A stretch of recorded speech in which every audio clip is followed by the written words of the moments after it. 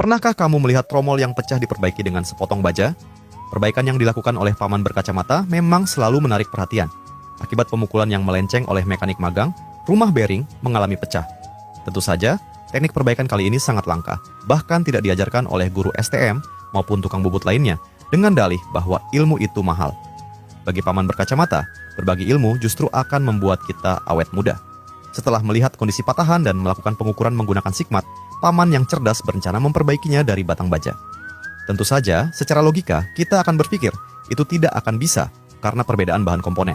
Pertama-tama, paman meletakkan tromol di cak penjepit mesin bubut, lalu memotong bagian rumah bearing menggunakan mata pahat bubut. Kemudian, ia melakukan pengukuran diameter menggunakan sikmat. Proses ini memang tampak sederhana, namun sebenarnya memerlukan perhitungan yang tidak main-main karena menentukan kekuatan sambungan di kemudian hari. Setelah beberapa kali melakukan pengukuran dan mendapatkan data yang pas, paman melakukan pewarnaan menggunakan spidol tinta pemilu. Selanjutnya, ia memproses pembuatan ulir yang nantinya akan terhubung dengan batang baja, menggunakan alat peninggalan Majapahit untuk menentukan jenis sambungan ulir yang akan dibuat. Setelah operasi pada tromol selesai, tahap berikutnya adalah memproses batang baja. Paman menghilangkan bagian ujung baja yang kasar akibat gigitan tikus, lalu melakukan pengukuran untuk menentukan panjang ulir yang akan dibuat. Setelah data didapatkan, sang ahli melakukan pembubutan menyeluruh pada batang baja. Dalam proses ini, bahkan pesawat yang sedang terbang di atas bengkel paman pun sempat berhenti sejenak, hanya untuk melihat kreativitas paman berkacamata. Selanjutnya, paman kembali melakukan pewarnaan menggunakan spidol tinta pemilu, lalu dilanjutkan dengan proses pembuatan ulir kedua. Proses ini memerlukan keterampilan dan keahlian tingkat 8.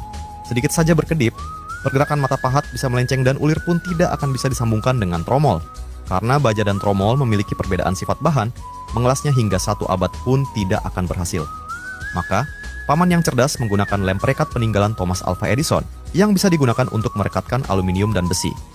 Setelah menunggu lem mengering selama 10 menit, paman melakukan pembubutan pada batang baja yang berlebih dan melakukan pemotongan manja menggunakan gergaji besi. Proses selanjutnya adalah membuat rumah dudukan bearing. Paman melakukan pembubutan menggunakan mata bor secara bertahap, lalu mengikisnya dengan mata pahat. Setelah selesai, ia melakukan pemasangan bearing.